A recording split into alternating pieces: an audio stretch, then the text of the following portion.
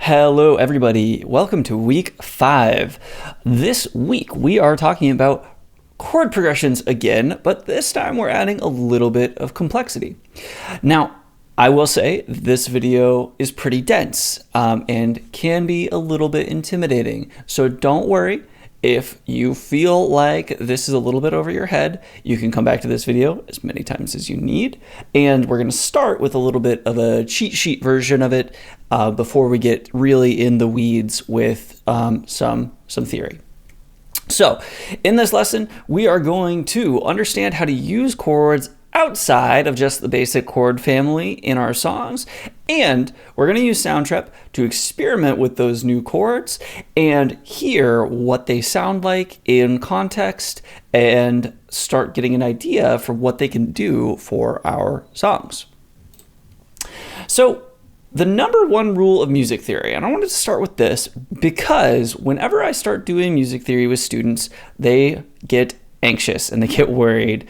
There is this fear that once you know the rules of music, you're going to not be able to break them. And that's not true. So the number one rule of music theory is if it sounds good, it is good. Don't worry if you are breaking rules. Don't worry if you are following rules. You're just trying to make something that sounds good. So trust your ear. Your ear is king in music. Music theory is descriptive, not prescriptive. So what that means is that music theory is a way that we understand and talk about musical decisions and music, not a way for us to understand if music is correct, right? Music can't be correct. It is completely subjective. So don't get stressed about learning music theory thinking that you're going to make wrong decisions. That's not the case. We're just learning more words. We're learning how to talk about our ideas. So the very first thing, this is kind of the cheat sheet version of this. Last chord lesson, we talked about the C major chord family. We should remember this: C major, D minor, E minor, F major, G major, and A minor. And we left out one that is in the chord family, that is B diminished. And we left that out just because it's a little harsh. It doesn't quite have the same like mix in any order, and it'll sound good quality to it, but we are more advanced now. We're adding it back in.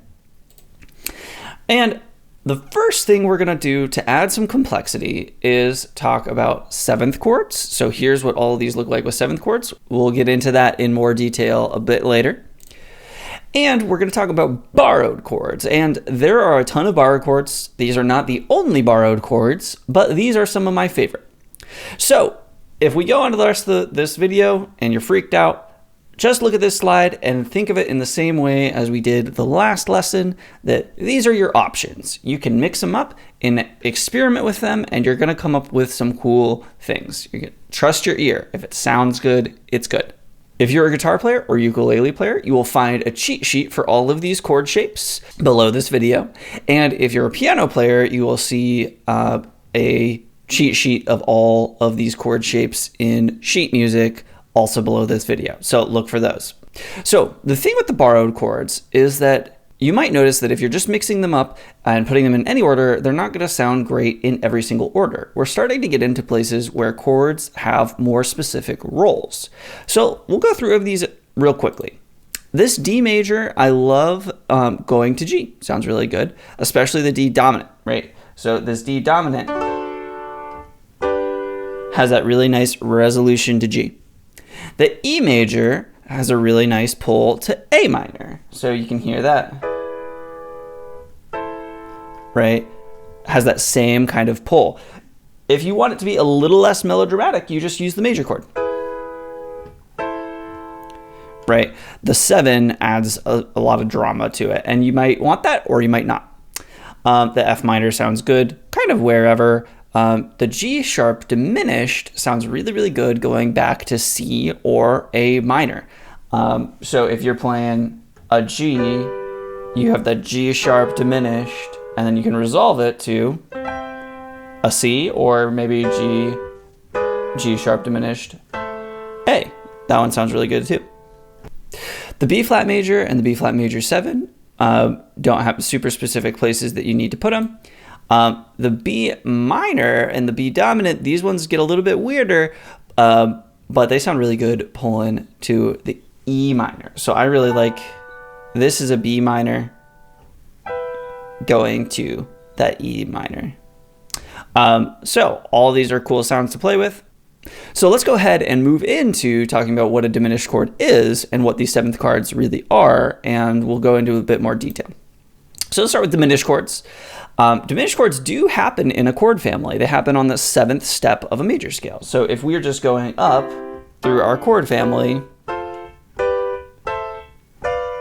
right, that last step in C major, it's the B has a natural diminished. They sound a little dissonant. To me, they sound like a little too small, like they want to collapse in on themselves. But they're really important because they have this really strong resolution if we move those outer notes in. So right here, I have the B and the F, which are the outer notes of this diminished chord. And listen how good they sound when they collapse in. Right? That resolution can be really, really strong and really, really satisfying. Seventh chords mix major and minor sounds for a sound that is kind of in between. And how they do this is by adding a fourth note. So up until now, we've been talking about 3-note chords, also called triads. And now we're going to add a fourth note and get some more tonality. So there are 3 main varieties here. There are a lot more than just 3, but these are the ones you're going to see the most. So major sevens, these are just a 1, a 3, a 5, and a 7 in the scale. So down below, I've marked what all of these look like if it's a C. So this is a C major 7. So C, E, G, B.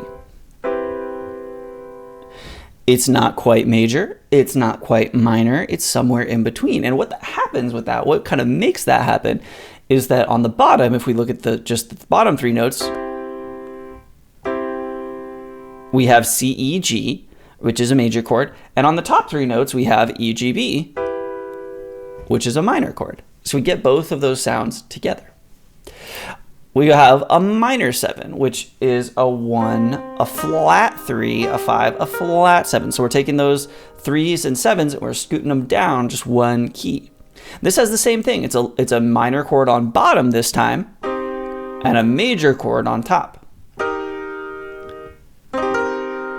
So here's how the major 7 sounds. Here's how the minor 7 sounds. Again, they're ambiguous, right? They're not clearly happy or sad. They're somewhere in the middle.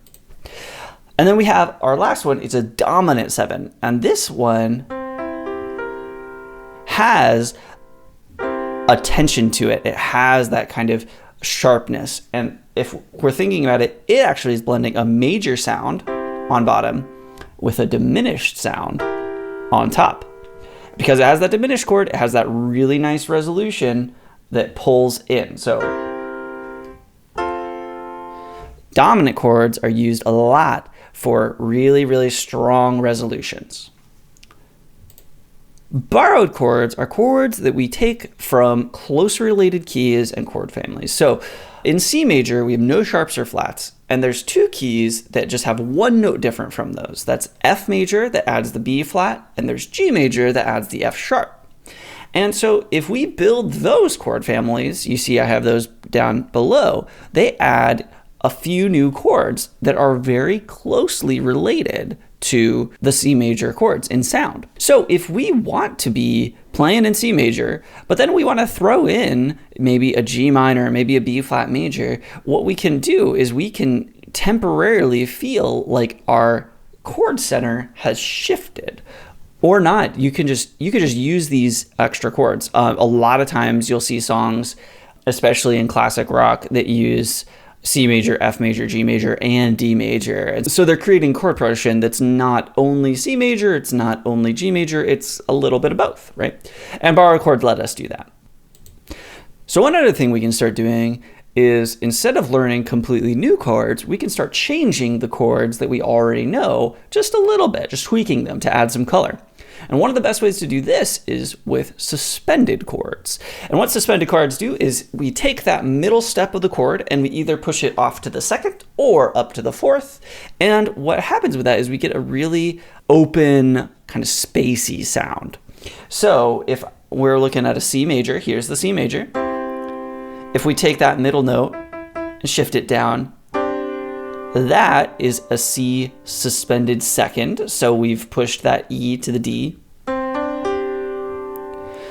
Here is the suspended fourth. We've pushed that E to the F. So in classical music, you'll normally hear them resolve that to the third. You'll hear or, which you can do. Or rock musicians kind of got a hold of this and they just never resolve it ever. So you can totally just have a progression that sits on a suspended chord, and that's totally fine if that's the sound you're going with. So suspended chords are a really good way if you feel like your chords are maybe a little too obvious, maybe a little too clean for the song that you're writing. Play around with some suspensions and see if you can get the desired effect. So all of this is a lot, right? We talked about a bunch of big topics today. Remember, the most important rule is that if it sounds good, it is good, okay? Trust your ears. So to let you all play around with this a little bit, I have a very similar file to what we saw last time we were playing with chord progressions that I'll share to everybody. And you can see everything's labeled with the chord types and sevens and borrowed chords. And just like we did before, you alt drag them into whatever order you want and start playing around and listening to what some of these more complex combinations can do. So we'll end the video there. Thank you all for sticking with me. This is one of my favorite things to teach and to introduce to new students because it just opens up the world of chord progression writing so much. And I hope you guys have some fun with that. I will see you guys in the next video. Thanks.